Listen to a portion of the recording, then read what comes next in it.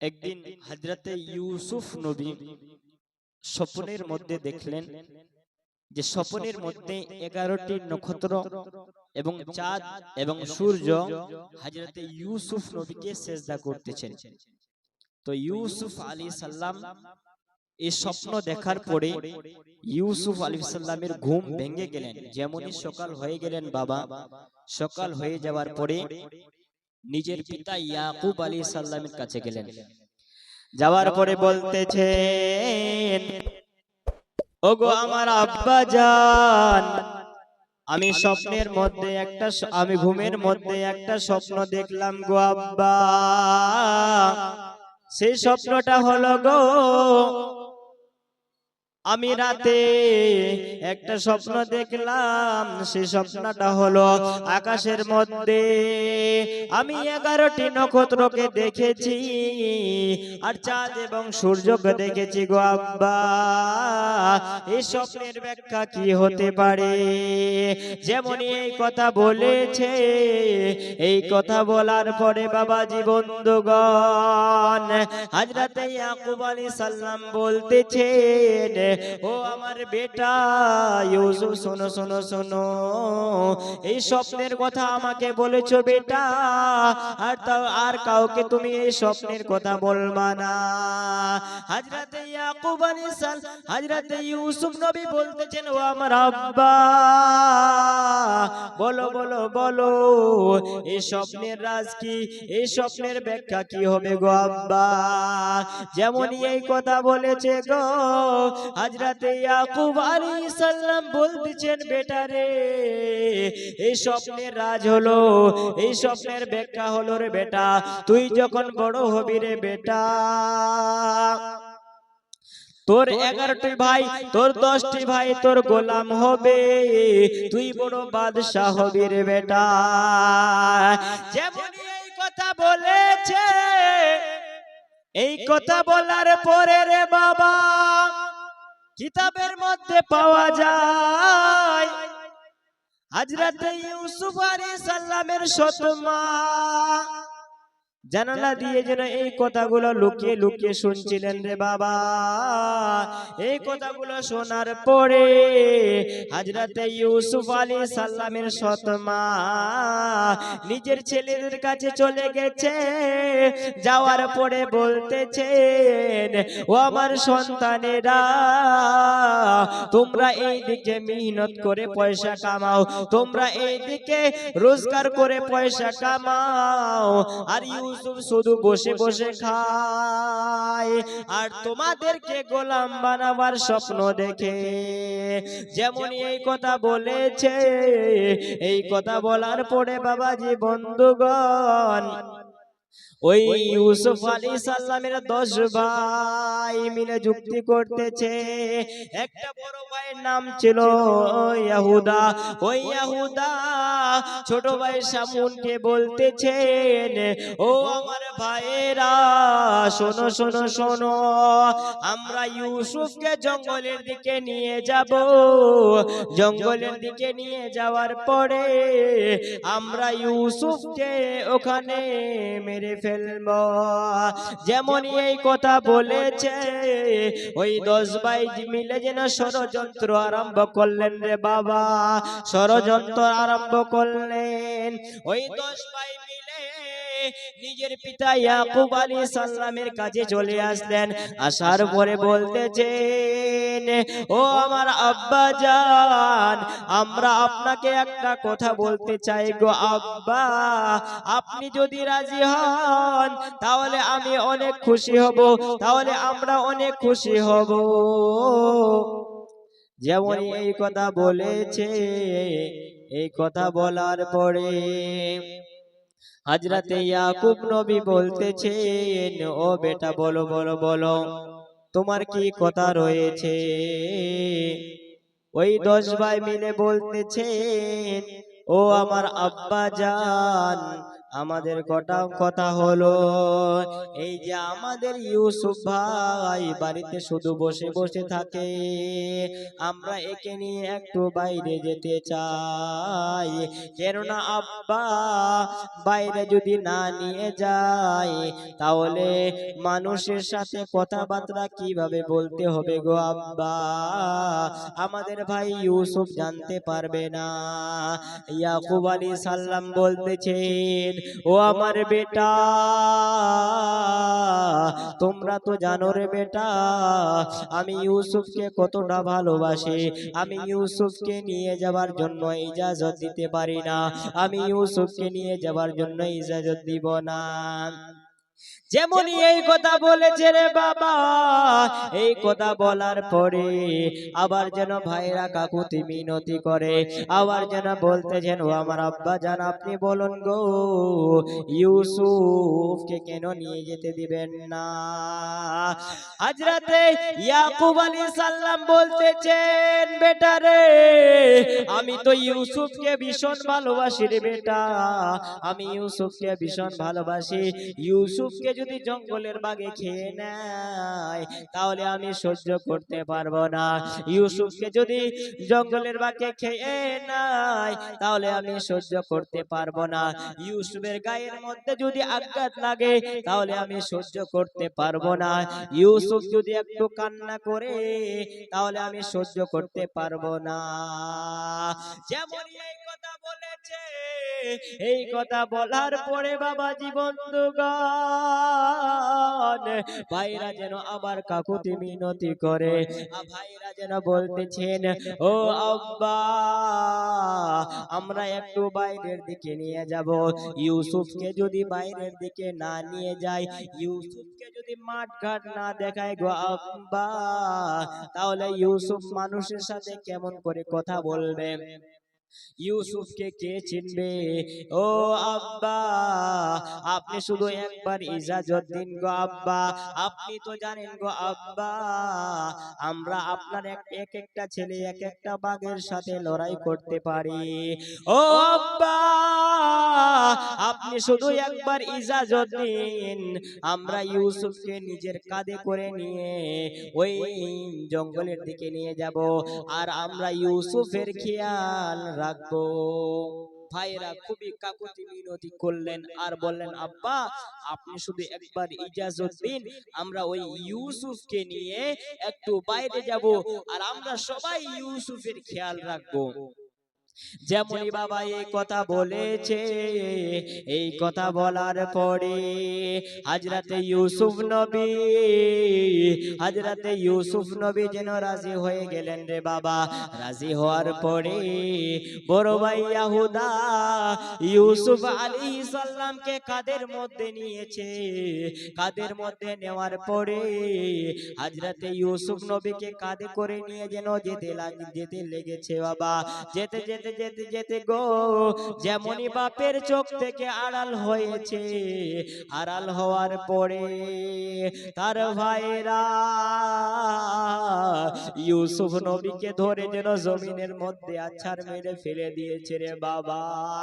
কেননা তার ভাইরা আগে যেন বুদ্ধি করে প্ল্যান করে নিয়েছিল, আমরা যখন ইউসুফকে জঙ্গলের দিকে নিয়ে যাব, আমরা ওই জঙ্গলের দিকে ইউসুফকে মেরে ফেলবো। ও বাবাজি ভাইরা, বাবাজি বন্ধুগণ, ইউসুফ আলাইহিস সালামকে নিয়ে যেন চলে গেলেন রে বাবা। আর ইউসুফ আলাইহিস সালামকে ওই জমিনের মধ্যে ফেলে দিয়েছে। যেমন ইউসুফ নবীকে জমিনের মধ্যে ফেলে দিয়েছে, ইউসুফ নবীকে জমিনের মধ্যে ফেলে দেওয়ার পরে সব ভাইরা যেন মারধর করতেছে রে বাবা। হযরতে ইউসুফ নবী বলতেছে,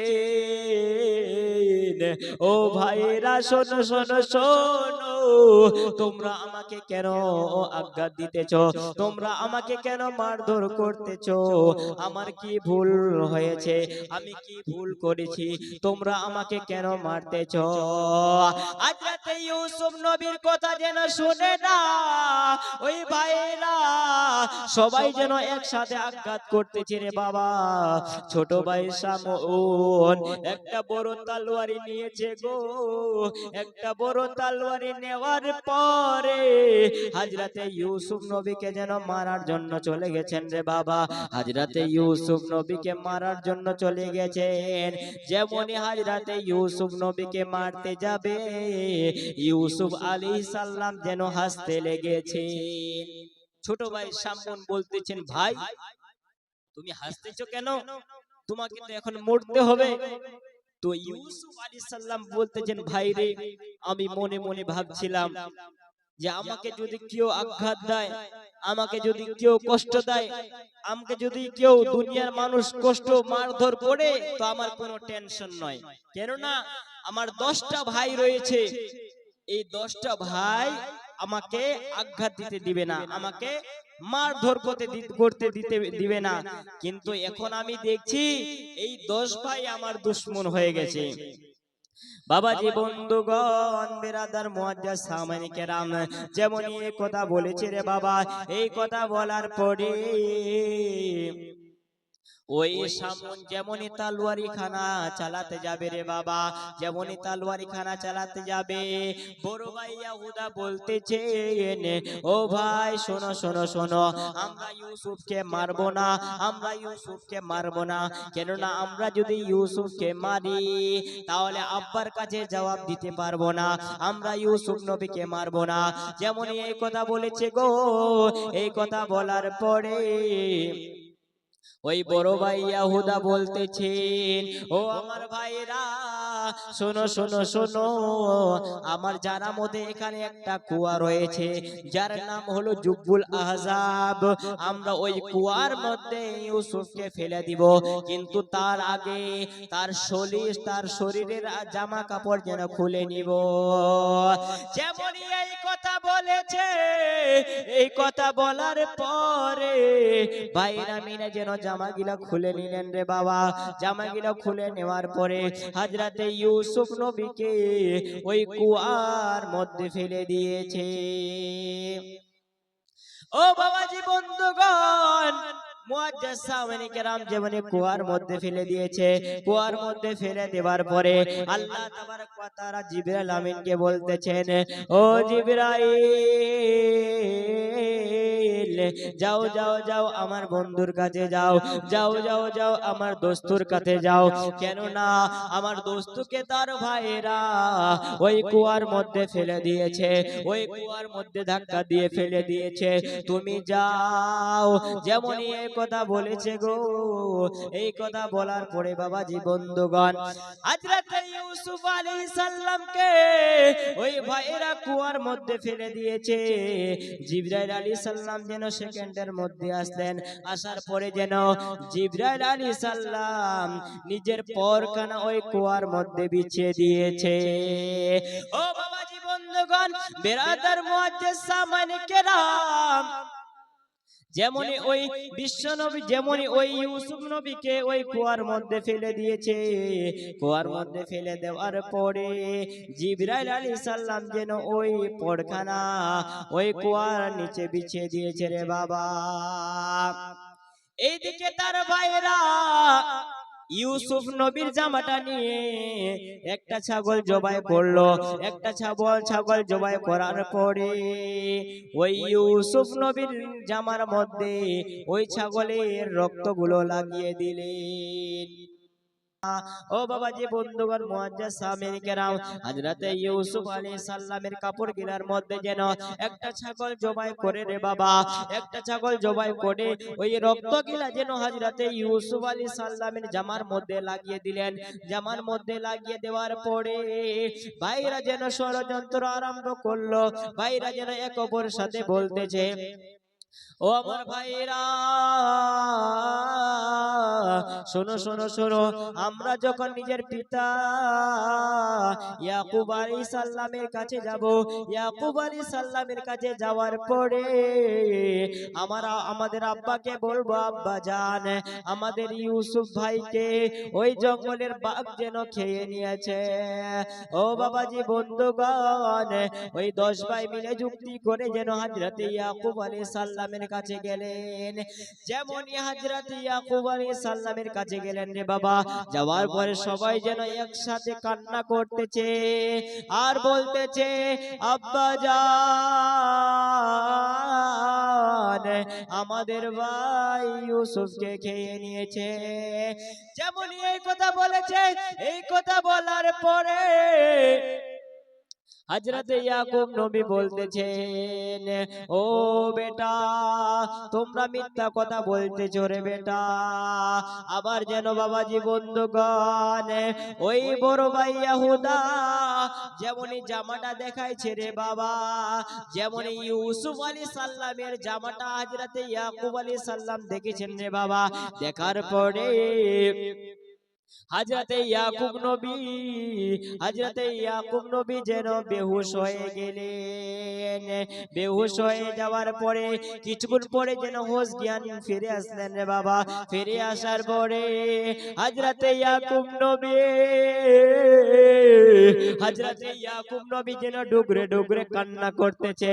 হযরতে ইয়াকুব নবী যেন অঝর নয়নে কান্না করতেছে।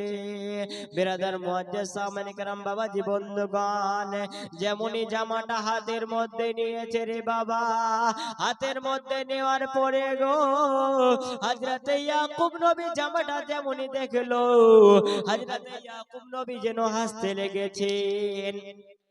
ওই 10 ভাই বলতেছে, আব্বাজান আপনি কেন হাসতেছেন? আমাদের ছোট ভাই ইউসুফকে বাগে খেয়ে নিয়েছে আর আপনি হাসতেছেন। তো ইয়াকুব আলাইহিস সালাম বলতেছেন, বেটা রে, বাঘটাও তো কম হুঁশিয়ার নয়, গোটা ইউসুফকে খেয়ে নিয়েছে, কিন্তু ইউসুফের জামা কোথাও ছেঁড়া নাই। এবার ওই হযরতে ইয়াকুব আলাইহিস সালাম যেমনই এই কথা বলেছে, এবার ভাইরা বলতেছে, এবার তো আমরা ধরা পড়ে যাব, এবার আমরা কি করব? তো বড় ভাই ইয়াহুদা বলতেছে, আব্বাজান আমরা জানি আপনি বিশ্বাস করবেন না, আপনি একটু দাঁড়ান, আমরা এখনি ওই বাঘকে ধরে নিয়ে আসি। বিরাদার মুআজ্জাজ সামানে کرام বাবাজি বন্ধুগণ, যেমনই এই কথা বলেছে রে বাবা, এই কথা বলার পরে তার 10 ভাই মিলে যেন চলে গেলেন। ওই 10 ভাই মিলে যেন জঙ্গলের দিকে রওনা হলেন। যেমনই জঙ্গলের দিকে রওনা হলেন রে বাবা, জঙ্গলের দিকে রওনা হওয়ার পরে খুঁজতে খুঁজতে খুঁজতে খুঁজতে গভীর জঙ্গলে চলে গেলেন। যেমনই গভীর জঙ্গলে চলে গেলেন, যাওয়ার পরে ওই তার ভাইরা দেখতেছে একটা বুড়া বাঘ একটা নদীর কিনারায় বসে যেন ডুগরে ডুগরে কান্না করতেছে। তার ভাইরা দেখতেছে ওই বাঘ যেন ক্রন্দন করতেছে। তার ভাইরা ওই বাঘকে তার 10 ভাই মিলে ধরলো। ধরার পরে যেন হযরতে ইয়াকুব আলাইহিস সালামের কাছে নিয়ে আসলো। যেমনই হযরতে ইয়াকুব আলাইহিস সালামের কাছে নিয়ে আসলো, হযরতে ইয়াকুব নবী বলতেছেন, ওই নেকড়ে, তুমি আমার সন্তানকে কিভাবে খেতে পারলে? তোমার কি একটু মায়া লাগে না? যেমনই এই কথা বলেছেন রে বাবা, এই কথা বলার পরে ওই বাঘ যেন আল্লাহর দরবারে ফরিয়াদ করলেন। ওই বাঘ যেন আল্লাহর দরবারে দোয়া করলেন, আল্লাহ গো, মাবুদ মওলা গো, আমি তো ইউসুফ নবীকে খাই নাই, এর ভাইয়েরা মিথ্যা কথা বলেছে। বিরাদার মুআজ্জাজ সামানে کرام বাবাজি বন্ধুগণ, যেমনই ওই বাঘ আল্লাহর দরবারে দোয়া চাইতেছে, আল্লাহ গো, মাবুদ পাক পরওয়ারদিগারে আলাম, আমি ইউসুফ নবীকে খাই নাই, কিন্তু তার ভাইরা আমাকে ধরে আমার মুখের মধ্যে ছাগলের রক্ত লাগিয়ে নিয়ে চলে এসেছে। আল্লাহ গো, মাবুদ আপনি দয়া করে যেন আমার জবান দিয়ে দেন, যাতে আমি এদেরকে বলতে পারি, যাতে আমি ইয়াকুব নবীকে বলতে পারি, যাতে আমি ইয়াকুব নবীকে সত্য কথা বলতে পারি। যেমনই বাঘ আল্লাহর দরবারে দোয়া করেছে, দোয়া করার পরে ওই বাঘের দোয়া আল্লাহর দরবারে কবুল হয়ে গেছে। জোরে বলুন সুবহানাল্লাহ। বাবাজি বন্ধুগণ মুআজ্জিজ সামিন কেরাম, ওই বাঘের দোয়া আল্লাহর দরবারে কবুল হয়ে গেছে। ওই বাঘকে আল্লাহ তাবারক ওয়া তাআলা জবান দিয়ে দিলেন। যেমন জবান দিয়ে দিলেন রে বাবা, জবান দেওয়ার পরে ওই বাঘ ইয়াকুব নবীকে বলতেছেন, ওগো ইয়াকুব নবী, শোনো শোনো শোনো, আমি তোমার ছেলেকে খাই নাই, আমি ইউসুফ নবীকে খাই নাই, কেননা নবীদেরকে খাওয়া আমাদের জন্য হারাম করে দিয়েছে। যেমন এই কথা বলেছে রে বাবা, এই কথা বলার পরে হযরতে ইয়াকুব আলাইহিস সালাম বলতেছেন, এই নেকড়ে, এই বাঘ, তুমি কি জানো আমার সন্তান ইউসুফ আলাইহিস সালাম কোথায় রয়েছে, আমার সন্তান ইউসুফ নবী কোথায় আছে? যেমন এই কথা বলেছে রে বাবা, এই কথা বলার পরে ওই বাঘ বলতেছে, আমি জানি ইয়াকুব, আমি জানি ইউসুফ আলাইহিস সালাম কোথায় আছে, কিন্তু আমি বলবো না। আমি বলে বাপ বেটার মধ্যে দ্বন্দ্ব লাগাতে চাই না, আমি চুগলিখোর করব না। যেমন এই কথা বলেছে রে বাবা, এই কথা বলার পরে আল্লাহ তাবারক ওয়া তাআলা এই বাঘকে বলল, আমি চুগলখোর করব না। আল্লাহ তাবারক ওয়া তাআলা ওই বাঘের কথা এত পছন্দ করলেন, এত পছন্দ করলেন, আল্লাহ তাবারক ওয়া তাআলা বললেন এই বাঘটাও যাবে জান্নাতের মধ্যে। বিরাদার মুআজ্জিজ সামিন কেরাম, বাবাজি বন্ধুগণ, আল্লাহ তাবারক ওয়া তাআলা বললেন ওই বাঘটাও যাবে জান্নাতের মধ্যে। মুআজ্জিজ সামিনে কেরাম, বাঘ ছাড়া আরো 7টা প্রাণী জান্নাতের মধ্যে যাবে। একটা হলো আসহাবে কাফির কুত্তা, আরেকটা হলো উজাইর আলাইহিস সালামের হাতি, বিরাদার উজাইর আলাইহিস সালামের ঘোড়া, আরেকটা হলো মাহমুদ নামী হাতি। এমন করে বাবাজি বন্ধুগণ 7টা প্রাণী জান্নাতের মধ্যে যাবে। মুআজ্জিজ সামিনে কেরাম যেমন এই সত্য কথা বলে দিলেন, ওই দিকে হযরতে ইউসুফ নবী, হযরতে ইউসুফ আলাইহিস সালাম ওই কুয়ার মধ্যে রয়েছে। ওই কুয়ার মধ্যে দেখতেছেন একটা বুড়া বয়স্ক যেন ওই কুয়ার মধ্যে বসে রয়েছে। ওই কুয়ার মধ্যে একটা বয়স্ক যেন বসে রয়েছে। হযরতে ইউসুফ আলাইহিস সালাম ওই বুড়াকে বলতেছেন, আব্বাজান, আপনি এখানে কেমন করে? তো ওই বুড়া বলতেছেন, ওগো ইউসুফ নবী, আজকে আপনার চেহারা দেখে আমি ধন্য হয়ে গেলাম।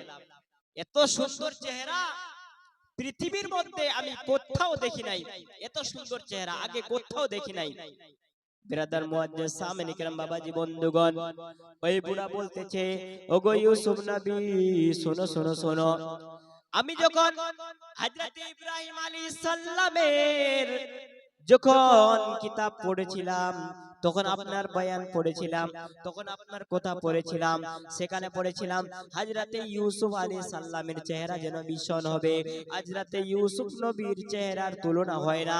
এটা সত্য, হযরতে ইউসুফ নবীর চেহারা এত সুন্দর ছিলেন, এত সুন্দর ছিলেন, হযরতে ইউসুফ আলাইহিস সালামের চেহারার তুলনা হয় না।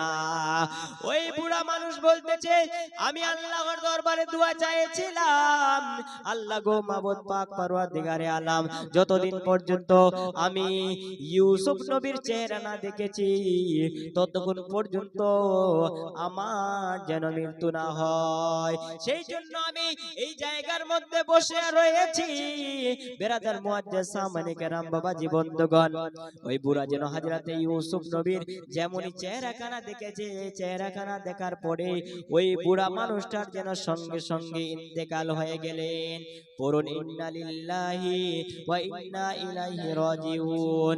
ও বাবাজি বন্ধুগণ, মুআজ্জিজ সামিনে কেরাম, একটা বাদশা ছিলেন যার নাম ছিল মালিক ইবনে জারান। মালিক ইবনে জারানের যখন 5 বছর বয়স ছিল, মালিক ইবনে জারান একটা স্বপ্ন বারবার দেখতেছিলেন। মালিক ইবনে জারান একটা স্বপ্ন বারবার দেখেছিলেন। সেই স্বপ্নটা হলো, মালিক ইবনে জারানকে স্বপ্নের মধ্যে বলা হয়েছিল, ও মালিক ইবনে জারান, শোনো শোনো শোনো, তোমার যখন 50 বছর বয়স হয়ে যাবে, 50 বছর বয়স হয়ে যাবার পরে তুমি একটা এমন সৌন্দর্য গোলাম পাবে, ওই গোলামকে পেলে তুমি মালামাল হয়ে যাবে, ওই গোলামকে পেয়ে তুমি মালামাল হয়ে যাবে, ওই গোলামকে পেলে তুমি পয়সাওয়ালা হয়ে যাবে। ওই হযরতে ওই বাদশাকে বলা হয়েছিল তুমি অমুক জায়গার মধ্যে অমুক কুয়ার মধ্যে ওই গোলামটাকে পাবে। মালিক ইবনে জারান যেন প্রত্যেক সপ্তাহে ওই কুয়ার পাশ দিয়ে যেন যেত। বাবাজি বন্ধুগণ মুআজ্জিজ সামনে কেরাম, ওই মালিক ইবনে জারান কাফেলাদেরকে নিয়ে যেন ওই কুয়ার পাশ দিয়ে চলে আসতেছেন রে বাবা। আস্তে আস্তে মালিক ইবনে জারান কাফেলাদেরকে বলতেছেন, ও আমার কাফেলারা, আজকে আমরা কোথাও যাব না, আজকে আমরা কোথাও যাব না, আজকে আমরা এই জায়গার মধ্যে আরাম করব। এই জায়গার মধ্যে আমার জানার মধ্যে একটা কুয়া রয়েছে যার নাম হলো জুব্বুল আহজাব। আমরা ওই কুয়ার মধ্যে পানি পান করব, আমরা এখানে আরাম করব, আমরা কোথাও যাব না। যেমন এই কথা বলেছেন রে বাবা। এই কথা বলার পরে ওই মালিক ইবনে জারান আর একটা মানুষ যেন ওই কুয়ার মধ্যে পানি তোলার জন্য গেছেন। যেমন ওই কুয়ার মধ্যে বালতিখানা দিয়েছেন, বালতিখানা দেওয়ার পরে আল্লাহর অর্ডারে, আল্লাহর হুকুমে আল্লাহ তাবারক ওয়া তাআলা জিবরাইল আলাইহিস সালামকে বলতেছেন, ও জিবরাইল, যাও যাও যাও, তুমি আমার বন্ধুর কাছে যাও, তুমি আমার বন্ধু ইউসুফের কাছে যাও। ইউসুফের কাছে যাওয়ার পরে আমার বন্ধুকে ওই বালতিখানার মধ্যে চেপে দাও। বাবাজি বন্ধুগণ মুআজ্জিজ সামানি কেরাম, জিবরাইল আলাইহিস সালাম যেন সেকেন্ডের মধ্যে আসলেন রে বাবা। আসার পরে হযরতে ইউসুফ নবীকে যেন ওই বালতিখানার মধ্যে চেপে দিয়েছে। চেপে দেওয়ার পরে মালিক ইবনে জারান যেন বালতিখানা যেন রশিখানা টানতেছেন রে বাবা। যেমন রশিখানা উপরে আসতেছেন, মালিক ইবনে জারান বলতেছেন, এই বালতিখানা এত ভারী কেন? হযরতে ইউসুফ নবী যেমনই উপরে আসতেছেন রে বাবা, ওই কুয়া যেন অন্ধকার ছিল। হযরতে ইউসুফ আলাইহিস সালামের চেহারায় যেন ওই কুয়া উজালা হয়ে যাচ্ছে। জোরে বলুন সুবহানাল্লাহ। হযরতে ইউসুফ আলাইহিস সালামকে যেমনই ওই মালিক ইবনে জারান ওই রশিখানা নিয়ে এসেছেন, ওই রশিখানা টেনে আনতেছেন রে বাবা। আনার পরে দেখতেছেন হযরতে ইউসুফ আলাইহিস সালামকে যেমনই ওই মালিক ইবনে জারান দেখেছেন, মালিক ইবনে জারান দেখার পরে বলতেছেন, আজকে আমার 50 বছরের স্বপ্ন, আজকে আমার 50 বছরের স্বপ্ন যেন পূরণ হয়ে গেল। কেননা আমি স্বপ্নের মধ্যে ইউসুফ নবীকে দেখেছিলাম, এখন আমি যখন সরাসরি দেখি ইউসুফ আলাইহিস সালামের এত চেহারা, এই গোলামের এত চেহারা, পৃথিবীর মধ্যে কারো তুলনা হয় না, পৃথিবীর মধ্যে কারো তুলনা হয় না, পৃথিবীর মধ্যে কোনো মানুষের হয় না। বেরাদার মুআজ্জিজ সামনে কেরাম, মালিক ইবনে জারান যেমনই হযরতে ইউসুফ নবীকে পেলেন রে বাবা, হযরতে ইউসুফ নবীকে পাওয়ার পরে ওই মালিক ইবনে জারান ইউসুফ নবীকে যেন লুকিয়ে রেখে দিলেন। আর যেই কাফেলা তার সাথে ছিল, যেই মানুষটা তার সাথে ছিল, ওই মালিক ইবনে জারান বলতেছেন, ভাই তুমি এই কথা কাউকে বলবা না। জোরে বলুন সুবহানাল্লাহ। তা সুন্দরভাবে কবি বলতেছেন, স্বপ্ন দেখিয়া ইউসুফ নবী, স্বপ্ন দেখিয়া ইউসুফ নবী পিতাকে ডাকিয়া বলিলেন, 11টি তারা চন্দ্র সূর্য আমাকে সাজদা করিল, আমাকে সাজদা করিল। স্বপ্ন দেখিয়া ইউসুফ নবী পিতাকে ডাকিয়া বলিল, 11টি তারা চন্দ্র সূর্য আমাকে সাজদা করিল, আমাকে সাজদা করিল। জোরে বলুন সুবহানাল্লাহ। বিরদার ওই মালিক ইবনে জারান কি করলেন? ইউসুফ নবীকে যেন লুকিয়ে রেখে দিলেন বিরদার। আর তার ভাইরা প্রত্যেকদিন খোঁজার জন্য ওই কুয়ার মধ্যে আসে, প্রত্যেকদিন দেখতে পায়, কিন্তু সেই দিন ইউসুফ নবীকে খোঁজার জন্য ওই কুয়ার মধ্যে এসেছেন, দেখতেছেন ইউসুফ নবী নাই। তো তার ভাইরা হইচই মাতিয়ে দিল যে ইউসুফ কোথায় আছে, আমাদের ভাগুরা গোলামকে কে নিয়েছে? বলো নাউজুবিল্লাহ। আর ভাই বলে ডাকে না, গোলাম বলে ডাকে। কে? ইউসুফ আলাইহিস সালামের ওই 10 ভাই বলতেছেন আমাদের ভাগুরা গোলামকে কে নিয়েছে। ওই শহরের মধ্যে যেন হাই চাই মাতিয়ে দিলেন বেরাদার। তারপরে মালিক ইবনে জারানের কাছে পৌঁছে গেলেন। পৌঁছে যাবার পরে এবার বলতেছেন, ও মালিক ইবনে জারান, বলো বলো বলো, তুমি কি আমাদের গোলাম ও আমাদের ভাগুরা গোলামকে নিয়ে এসেছো? বলো নাউজুবিল্লাহ। বেরাদার মুআজ্জাজ সামনে গ্রাম যেমন এই কথা বলেছেন, এই কথা বলার পরে মালিক ইবনে জারান বলতেছেন, হ্যাঁ আমি একটা গোলাম পেয়েছি, সেই গোলামের তুলনা হয় না। এত সুন্দর চেহারা, এত সুন্দর চেহারা পৃথিবীর মধ্যে আমি কাউকে দেখি নাই। বেরাদার মধ্যে সামনে কেরাম, বাবাজি, বন্ধুগণ, ওই মালিক ইবনে জারান বললেন, এই হলো আপনাদের গোলাম, নিয়ে যান।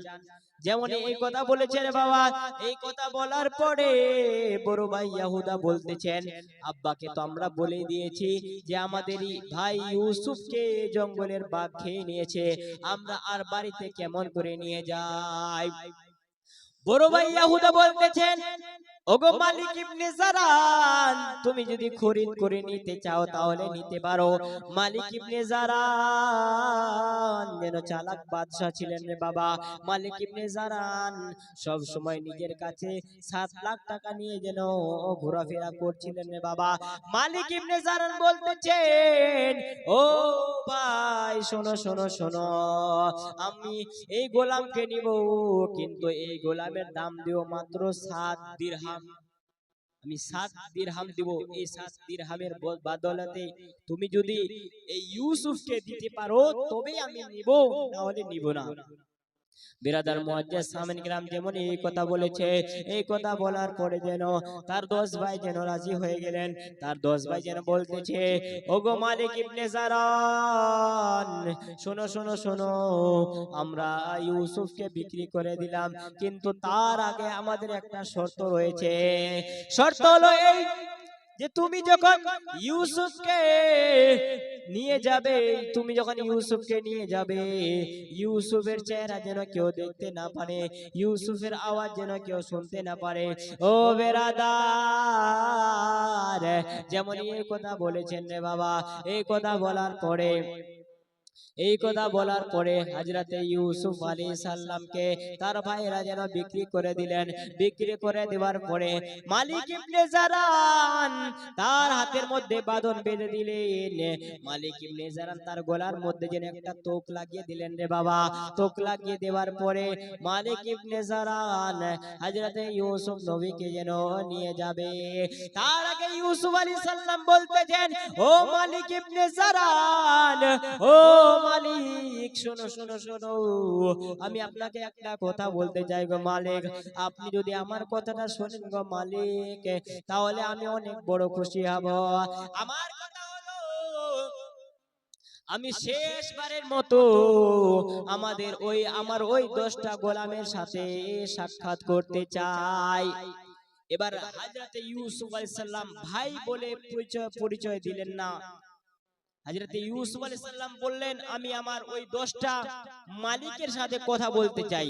যেমন এই কথা বলেছে রে বাবা। এই কথা বলার পরে মালিক ইবনে জারান বলতেছেন, ঠিক আছে তুমি যাও যাও যাও, আর তাড়াতাড়ি চলে আসবা। যেমন এই কথা বলেছে রে বাবা। এই কথা বলার পরে হযরতে ইউসুফ আলাইহিস সালাম যেন চলে গেছেন রে বাবা। চলে যাওয়ার পরে ওই 10 ভাইয়ের কাছে সাক্ষাৎ করলেন আর বলতেছেন, ও আমার ভাইরা, তোমরা আমাকে গোলাম বলে বিক্রি করলে রে ভাই। আমি আল্লাহর কাছে দোয়া চাইবো, আল্লাহ তাবারক ওয়া তাআলা তোমাদেরকে কখনো যেন গোলাম না বানায়। যেমন এই কথা বলেছে রে বাবা। এই কথা বলার পরে তার 10 ভাই যেন ডুগরে ডুগরে কান্না করতেছে। তার 10 ভাই যেন অজর নয়নে কান্না করতেছে। তার 10 ভাষায় বলতেছে আমাদের ইউসুফ যেন অনেক ভালো, আমরা ইউসুফের সাথে যেন খারাপি করেছি। ওই 10 ভাই ইউসুফকে বলে, ও আমার ভাইরা, ও আমার ভাই ইউসুফ, আমরা ভুল করেছি ইউসুফ, আমরা আল্লাহর দরবারে দোয়া করব, তুমি যেখানে যাবে আল্লাহ তাবারক ওয়া তাআলা তোমাকে যেন ভালো রাখে। ও বাবাজি বন্ধুগণ, বেরাদার মুআজ্জিজ সামনে কেরাম, হযরতে ইউসুফ আলাইহিস সালাম ভাইদের কাছে বললেন, ও আমার ভাইরা, জানি না আর কখনো দেখা হবে কি হবে না, আমি ওই মালিকের কাছে চলে যাব এখনই। যেমন এই কথা বলেছে, এই কথা বলার পরে ভাইদের কাছে যেন বিদায় নিয়ে নিলেন রে বাবা। বিদায় নেওয়ার পরে মালিক ইবনে জারের কাছে চলে গেলেন। হযরতে ইউসুফ নবী যেন ডুগরে ডুগরে কান্নান করে, হযরতে ইউসুফ নবী যেন অঝর নয়নে কান্না করতেছে। হযরতে ইউসুফ নবী আল্লাহর দরবারে দোয়া চাইতেছে, আল্লাহর দরবারে দোয়া চাইতেছে, আল্লাহ গো মাবুদ পাক পরওয়ারদিগারে আলাম, আমাকে আমার ভাইয়েরা গোলাম বলে যেন বিক্রি করে দিয়েছে। বিরাদার মুআজ্জিজ সাহাবায়ে কেরাম, মালিক ইবনে জারান হযরতে ইউসুফ আলাইহিস সালামের ওই হাতগুলো যেন বেঁধে দিলেন রে বাবা, আর গলার মধ্যে যেন একটা তোক লাগিয়ে দিলেন। যেমন ওই তোককে লাগিয়ে দিলেন, লাগিয়ে দেওয়ার পরে যেন ঘোড়ার পিঠে উঠে নিলেন, উঠে নেওয়ার পরে যেন যেতে লাগলেন। যেতে যেতে যেতে যেতে বাবাজি বন্ধুগণ, হযরতে ইউসুফ আলাইহিস সালাম সামনে যেন একটা কবরস্থান দেখতে পায়। যেমন সামনে একটা কবরস্থান দেখতে পেলেন, হযরতে ইউসুফ নবী যেন ওই ঘোড়ার পিঠ থেকে যেন নিচে নেমে গেলেন। মালিক ইবনে জারান বলতেছেন, ও ইউসুফ তুমি নামলা কেন, তুমি কেন নামলে? তো ইউসুফ আলাইহিস সালাম বলতেছেন, ওগো মালিক, এই যে সামনে কবরস্থান দেখা যায় আর এই যে কবরটা দেখা যায়, ওটা হলো আমার মায়ের কবর। আমার আশা, আমার মনের বাসনা যে আমি শেষবারের মতো আমার মায়ের জিয়ারত করে নি। জানি না আর কখন দেখা হবে কি হবে না, আমি শেষবারের মতো জিয়ারত করে নি। যেমনই এই কথা বলেছে রে বাবা, এই কথা বলার পরে একটা মানুষ, ওই কাফেলাদের মধ্যে একটা মানুষ ওই ইউসুফ আলাইহিস সালামের গালের মধ্যে এমন ভাবে জোরে থাপ্পড় মারলো রে বাবা। থাপ্পড় মারার পরে হযরতে ইউসুফ আলাইহিস সালামের গালটা যেন লাল হয়ে গেল। বিরাদার মুআজ্জিজ সামনে কারাম বাবাজি বন্ধুগণ, ওই মানুষটা যেমনই হযরতে ইউসুফ আলাইহিস সালামের গালের মধ্যে থাপ্পড় মারলো, হযরতে ইউসুফ নবী যেন ডুগরে ডুগরে কান্না করতেছেন। হযরতে ইউসুফ নবী যেন অঝর নয়নে কান্না করতেছেন। হযরতে ইউসুফ নবী আল্লাহর দরবারে দোয়া চাইতেছে, আল্লাহ মাবুদ পাক পরওয়ারদিগারে আলাম, আমাকে সবাই শুধু মারধর করে, আল্লাহ আমাকে সবাই শুধু মারে, আমার ভাইরা আমাকে গোলাম বলে বিক্রি করে দিল গো আল্লাহ, আর এই মানুষটা আমার গালের মধ্যে থাপ্পড় মারলো।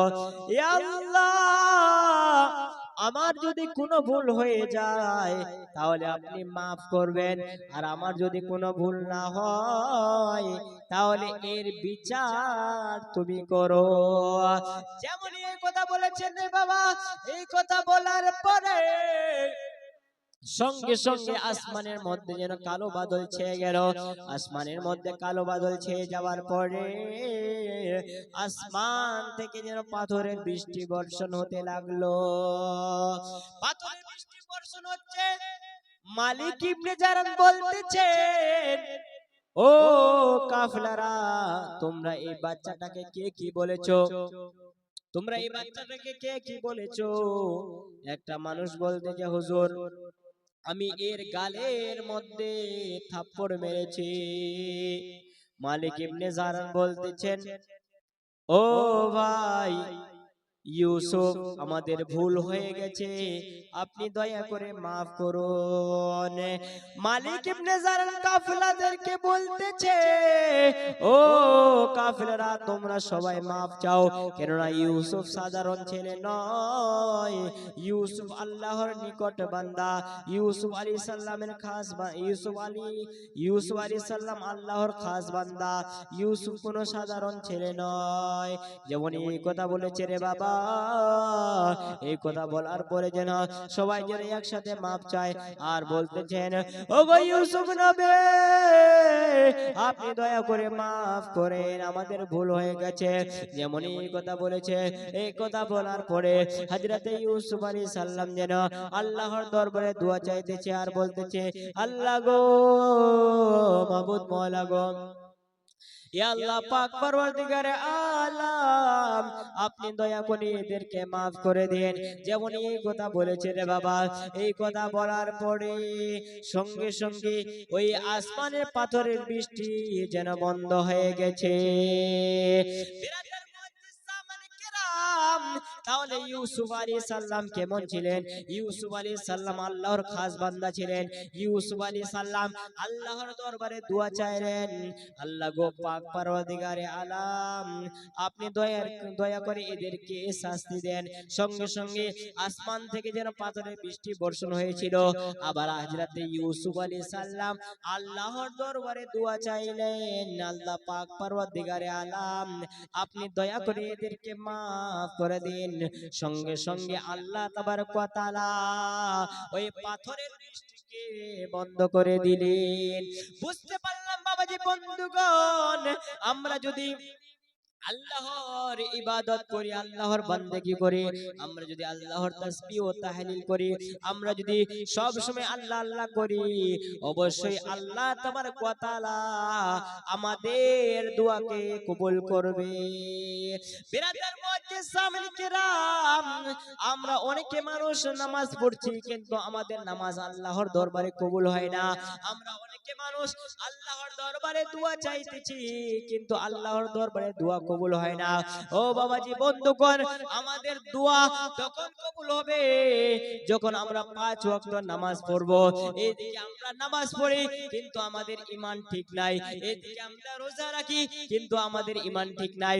ও বাবাজি বন্ধুগণ, মুআজ্জিজ সামিনে কিরাম, আমাদের ঈমানটা যখন মজবুত হয়ে যাবে, আমাদের ঈমানটা যখন মজবুত হয়ে যাবে, তখন অবশ্যই অবশ্যই আল্লাহ তাবারক ওয়া তাআলা আমাদের দোয়াকে কবুল করবে। জোরে বলুন সুবহানাল্লাহ।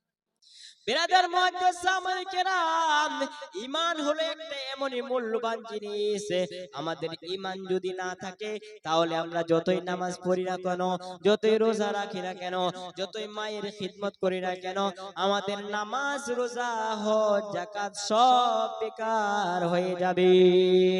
বিরাদার মুআজ্জিজ সামিনে কিরাম, ঈমানকে যদি মজবুত রাখতে চাও তাহলে বিশ্বনবী সাল্লাল্লাহু আলাইহি ওয়াসাল্লামকে ভালোবাসতে হবে। ঈমানকে যদি মজবুত রাখতে চাও তাহলে আল্লাহ এবং রাসূলকে ভালোবাসতে হবে। আল্লাহ এবং রাসূল যা যা বলেছেন আমাদের বিশ্বনবী সাল্লাল্লাহু আলাইহি ওয়াসাল্লামের কথার মোতাবেক চলতে হবে। বিরাদার মুআজ্জিজ সামিনে কিরাম, বিশ্বনবী সাল্লাল্লাহু আলাইহি ওয়াসাল্লামকে ভালোবেসেছিলেন কে? বিশ্বনবী সাল্লাল্লাহু আলাইহি ওয়াসাল্লামকে ভালোবেসেছিলেন হযরতে সিদ্দিক আকবর রাদিয়াল্লাহু তাআলা আনহু। সিদ্দিক আকবর রাদিয়াল্লাহু তাআলা আনহু এমন সাহাবী ছিলেন, বিশ্বনবী সাল্লাল্লাহু আলাইহি ওয়াসাল্লামকে যেন ভীষণ ভালোবেসেছিলেন রে বাবা। সিদ্দিক আকবর রাদিয়াল্লাহু তাআলা আনহু নিজের ছেলের চেয়েও বেশি, নিজের আত্মীয়-স্বজনের চেয়েও বেশি, নিজের পাড়া প্রতিবেশীর চেয়েও বেশি, নিজের টাকা পয়সার চেয়েও বেশি, সবার চেয়ে বেশি হযরতে সিদ্দিক আকবর রাদিয়াল্লাহু তাআলা আনহু আমার নবী মুস্তাফা সাল্লাল্লাহু আলাইহি ওয়াসাল্লামকে ভালোবেসেছিলেন। বিরাদার মুআজ্জিজ সামিনে কিরাম, আজকে তার প্রমাণ দিয়ে যাব। তার প্রমাণ হলো একদিন কুফারে কুরাইশ আর মুসলমানদের মধ্যে লড়াই চলছিলেন রে বাবা। কুফারে কুরাইশ আর মুসলমানদের মধ্যে লড়াই চলছিলেন। কাফিরদের তরফ থেকে ছিলেন সিদ্দিক আকবর রাদিয়াল্লাহু তাআলা আনহুর ছেলে আর ওই বিশ্বনবী সাল্লাল্লাহু আলাইহি ওয়াসাল্লামের তরফ থেকে ছিলেন সিদ্দিক আকবর রাদিয়াল্লাহু তাআলা আনহু। মুআজ্জাজ সামানে কেরাম, বাবাজি বন্ধুগণ, ওই জঙ্গের মাঠে, ওই লড়াইয়ের মাঠে সিদ্দিক আকবর রাদিয়াল্লাহু তাআলা আনহু যেন বিশ্বনবী সাল্লাল্লাহু আলাইহি ওয়াসাল্লামের তরফ থেকে ছিলেন। দুনো বাপ বেটা যেন লড়াই করে, লড়াই করতে করতে করতে করতে যেন হযরতে সিদ্দিক আকবর রাদিয়াল্লাহু তাআলা আনহুর ছেলের তলোয়ার খানা সিদ্দিক আকবর রাদিয়াল্লাহু তাআলা আনহুর গলার উপরে যেন চলে গিয়েছিলেন রে বাবা। যেমন গলার উপরে চলে গিয়েছিলেন, গলার উপরে যাওয়ার পরে সিদ্দিক আকবর রাদিয়াল্লাহু তাআলা আনহুর ছেলে যেন বাপ মনে করে ছেড়ে দিয়েছিলেন। বিরাদার মুআজ্জিজ সামিক রাম, বাবাজি বন্ধুগণ, কয়েকদিন পরে সিদ্দিক আকবর রাদিয়াল্লাহু তাআলা আনহুর ছেলে যেন ঈমান নিয়ে আসলেন রে বাবা। ঈমান নিয়ে আসার পরে ওই সিদ্দিক আকবর রাদিয়াল্লাহু তাআলা আনহুর ছেলে বলতেছেন, ও আব্বাজান, সেই দিন লড়াই মাঠে আমার তলোয়ারটা আপনার গর্দানের মধ্যে পৌঁছে গিয়েছিল গো আব্বা, কিন্তু আমি আপনাকে নিজের বাপ মনে করে, নিজের কলিজার টুকরা মনে করে ওই সেই দিন আমি আপনাকে ছেড়ে দিয়েছিলাম। যেমন এই কথা বলেছেন, এই কথা বলার পরে সিদ্দিক আকবর রাদিয়াল্লাহু তাআলা আনহু বলতেছেন, ও বেটা, শোনো শোনো শোনো রে বেটা, সেই দিন যদি আমার তলোয়ারটা তোমার গর্দানের মধ্যে পৌঁছে যেত, তাহলে আমি তোমাকে নিজের ছেলে মনে করে, নিজের কলিজার টুকরা লাল মনে করে ছেড়ে দিতাম না, বলকে দুশমনে রাসূল মনে করে তোমার গর্দানটা ধর থেকে আলাদা করে দিতাম। বিরাদার মুআজ্জিজ সামিনে কেরাম, বুঝতে পারলাম সিদ্দিক আকবর রাদিয়াল্লাহু তাআলা আনহু বিশ্বনবী সাল্লাল্লাহু আলাইহি ওয়াসাল্লামকে কতটা ভালোবেসেছিলেন। সিদ্দিক আকবর রাদিয়াল্লাহু তাআলা আনহু বিশ্বনবী সাল্লাল্লাহু আলাইহি ওয়াসাল্লামকে এতটা বেশি ভালোবেসেছিলেন যে নিজের ছেলে, নিজের সন্তানকেও কুরবানি করতে রাজি ছিলেন। তাই কবি কি বলতেছেন, ওগো আমার দয়ার নবী, ওগো আমার দয়ার নবী, তুমি মোদের সাহারা, তোমায় ছাড়া রইতে পারি না গো নবী না, তোমায় ছাড়া রইতে পারি না। ওগো আমার দয়ার নবী, ওগো আমার দিনের নবী, তুমি মোদের সাহারা, তোমায় ছাড়া রইতে পারি না গো নবী না, তোমায় ছাড়া রইতে পারি না। তুমি যদি না আসিতে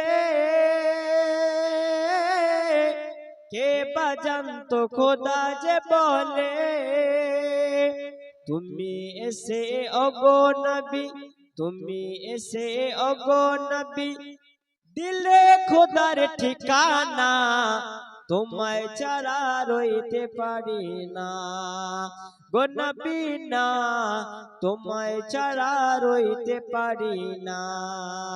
ওগো আমার দয়ার নবী, ওগো আমার দিনের নবী, তুমি মোদের সাহারা, তোমায় ছাড়া রইতে পারি না গো নবী না, তোমায় ছাড়া রইতে পারি না। উমর ফারুক উসমান গনি সবাই তোমার প্রেমেতে ধনী, বেলাল হাফজি পাথর খেয়ে, বেলাল হাফজি পাথর খেয়ে নবীর কলমা ছাড়ে না, তোমায় ছাড়া রইতে পারি না গো নবী না, তোমায় ছাড়া রইতে পারি না। ওগো আমার দয়ার নবী, ওগো আমার দিনের নবী, তুমি মোদের সাহারা, তোমায় ছাড়া রইতে পারি না গো নবী না, তোমায় ছাড়া রইতে পারি না। আল্লাহুম্মা